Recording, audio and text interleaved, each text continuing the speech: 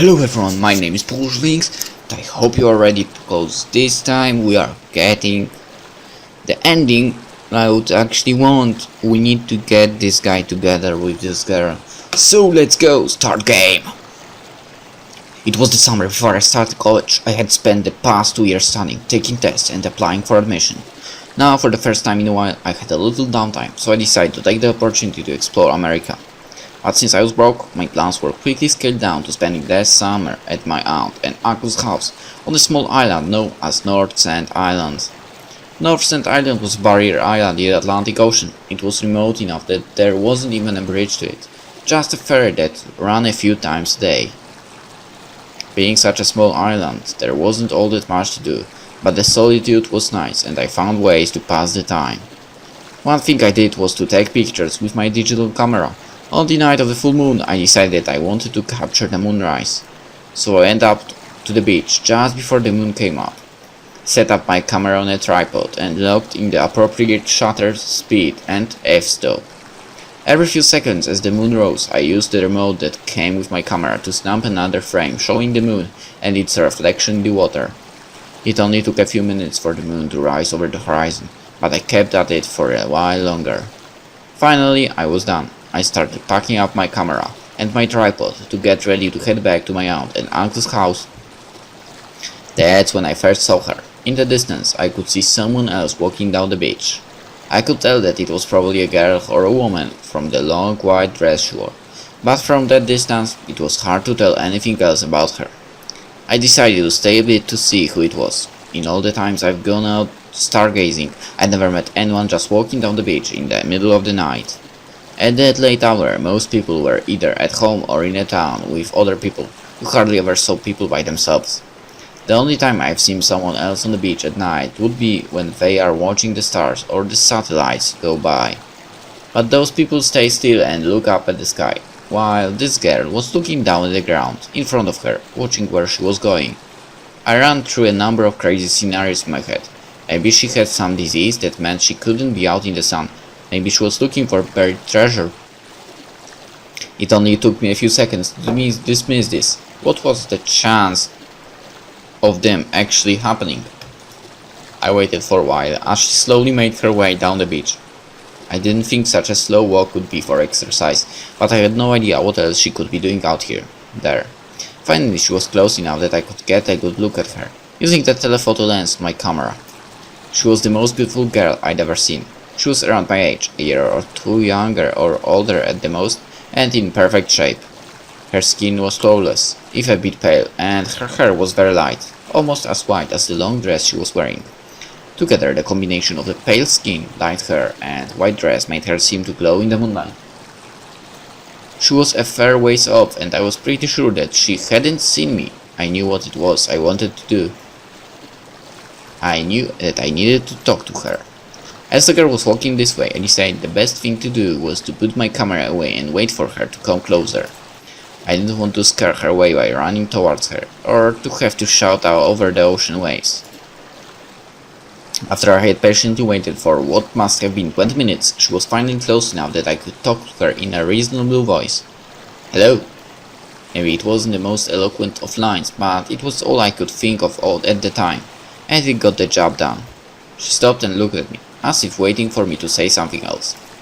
It's a nice night. It's warm, but not really all that hot. She nodded at this, but didn't say anything. I finally decided to cut the case and ask her the question on my mind. So, what are you doing out here? Walking. Just walking, in the middle of the night. Yeah. Are you going anywhere in particular? I walk around the island, following the beaches. The island wasn't that big. I could go around it in a few hours, maybe a little more if I stopped for a break. I'd have no problem skiing up with her. Mind if I walk with you? If that's what you want. I decided I'd bring my camera with me, but I hid my tripod and back in the dunes. This took only a few seconds, and we quickly started walking down the beach. We walked in silence for a while, until we could no longer see where we started. I looked back anyway and saw only our footprints breaking up the sand of the beach. Walking was great, but I needed to try talking to this girl. I decided to see if I could find out why she was out at night. So, She stopped and looked at me. Is there a reason why we are walking down the beach at night? It's something to do. I see. Do you do this often? It seems like I do this every day. Do you always walk alone or do other people come with you? Usually I'm walking by myself, but once in a while I meet someone else and sometimes they decide to walk with me. It's only happened a few times, though, and I don't think that anyone has asked as many questions as you. I didn't know how to take this, and we stood in silence for a second. Finally she let out a small laugh, smiled and took the initiative. What were you doing out there? I didn't think that she was interested in me, and so it took me a second to respond to her question. Seeing my hesitation, she elaborated. I think we both agreed that it's rare to meet someone else out on the beach this time of night. So, what were you doing there? It took me another second to think back to what I was doing, but finally answered her. I'm into astronomy. Well, stargazing really. I was out taking digital photos of the moon as it rose. She looked at me questioningly, as if she didn't know what I was talking about. I found that a little odd, as I thought everyone knew what a digital camera was. I decided to show her the moon. I was really into astronomy when I was young. I could look up at the moon and name all of the seas. Really? Well, I can't do it anymore, but I still remember where one of the seas is. I point out to the moon and she turns to take a look at it. Take a look at the right side of the moon. If you look, you can see what looks like a boy with a head, body and 2 legs.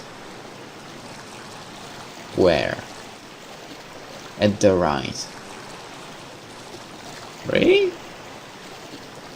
Okay, am I... Maybe? Okay, maybe. Do you see it? I see it! Me too? Maybe. She seemed excited by this, as if she had never looked at the moon like this before. Maybe she hadn't. People look at the moon in different ways. Some people see a man, others a boy and a girl, others a rabbit. Well, if you look at its body, there's the Sea of Tranquility where Neil Armstrong and Buzz Aldrin walked. Buzz like the sound? Well, his real name was Edwin, but everyone called him Buzz. I don't know why. She didn't say anything for a few seconds as she took this in. So, there are people walking around on the moon? Not anymore. We sent the last people in the 70s, and nobody has been back there since. So, we sent them? Yeah, every man on the moon was an American. She smiled at this, as if she had just found out and taken great satisfaction in this fact. I thought it was odd, though, that she hadn't heard of the moon landings. I had thought everyone learned about them when they were young. Still, it gave me a sense of satisfaction to be the person that told her about them. I said that I would change the topic to something I was sure that she could talk about. Did you grow up around here? I did. When I was growing up, there weren't all these houses and buildings on the island. The only things on the island were farms, and the farms were huge. Only 4 families lived here, and between us we owned all the land on the island. My family was one of the 4. We owned the southern end of the island where we first met. We hadn't cleared all of our land, but we had a large enough farm that we could grow the food we needed and sell some at the market. I didn't know that the island's population was so small so recently. I knew that tourism could grow a population, but so quickly? Yeah, recently. Right. Did you go to school on the mainland then? Once in a while, when we took the ferry over to sell our produce, we would spend a few days in the school being tested. But most of the time we were homeschooled. Mama would teach us reading and writing, and Papa would teach us math and things. At least before they died. With this, her smile went away. It was obvious that this was a hard subject for her to talk about. I dropped the subject. It looked like if I asked her to continue, she would break out in tears, so I decided to let it go, and instead just started walking down the beach again. I don't know how much time passed until we spoke again. Maybe it was an hour, maybe less, maybe longer. We slowly made our way around the island, with me walking a few feet behind her. If it had been someone else, I probably would have taken my leave and headed back for home. But there was something about this girl that made me want to stay with her. An aura of some sort, of beauty, of tragedy, of loneliness, perhaps some combination of all of them and more. And so we kept silently walking down the moonlit beach. Finally I couldn't take it anymore, and I tried once again to strike up a conversation. So, is there anything you want to do with your life? For a few seconds she said nothing, as if I had said something wrong. But then she began to speak. Once I thought I knew. When I was younger, it was like my life was planned out for me. Already, I would follow in my mother's footsteps. I'd help out on the farm for a few years. For a few years. Even when we were young, we had chores, but when we finished our schooling, we could help out even more. Eventually, I'd meet a nice boy. I didn't know who at the time. Thinking back, it probably would have been one of the Miller boys. They were around my age. We would get married and start a farm of our own. Well, we know, at least I know. Well, if you hadn't seen the previous walkthrough of this game, you would know that the guy we supposed to be. Let's say we supposed to be here is not the Miller's boy. But that's not important. Go. We'd raised a family together, and a few girls, and I always wanted a boy, because all I had was sisters. Now, however, her smile vanished as she let the photo trail off. After a while, she changed the subject back to me. What about you? What do you plan to do in the future? Her question took me off guard, both because I wasn't expecting her to ask me the same thing, and because I never really thought much about my future. She smiled a little at my obvious confusion. Well, I'm spending this summer visiting my family. When it's over, I'll be going off to school. Aren't you too old to still be in school? Well, state school. I'm going to attend a university in the fall. I don't know what I'll do after that. I don't even know what classes I'll be taking or exactly what my major will be. I figured that when I'm not at school, I'll be living with my parents for a while. Eventually, I'll get a job and move out. As to settling down and starting a family, well, I have no idea about when that's going to happen. I haven't really thought much about it yet. I don't think many people have their lives as well planned as you. I think most people are just sort of winging it. At this, she let out a quiet laugh. Is there something wrong with that? No, nothing at all. In fact, I think I envy you. Why? Well, you can do anything you want with your life. You can go anywhere you want. Some people would think that having too many choices is some sort of curse or a burden. But I think it's just freedom, and that's a good thing. I think it's nice to live a life where your future is open, where you can do anything you want. Once again, I didn't know what to say, and for a second I thought we'd go back to walking in silence. But instead of letting the conversation falter, she kept it going. What do you do for fun? Lots of things, like drawing, listening to music, and watching cartoons, and football on TV. Football. She repeated the term slowly, as if she knew all of words, but had never heard them before. Together in that way before. Yeah, football. You know, the sport. You've heard of it, right? She shook her head to indicate that she hadn't. How can I begin to describe it? There are two teams on the field at once, and one of them has the ball. The center hikes the ball to the quarterback. The quarterback can either throw the ball to another player, hand it to another guy, or try to run with it. Everything I said seemed to confuse her even more, but I didn't know what else to do, so I just kept on going.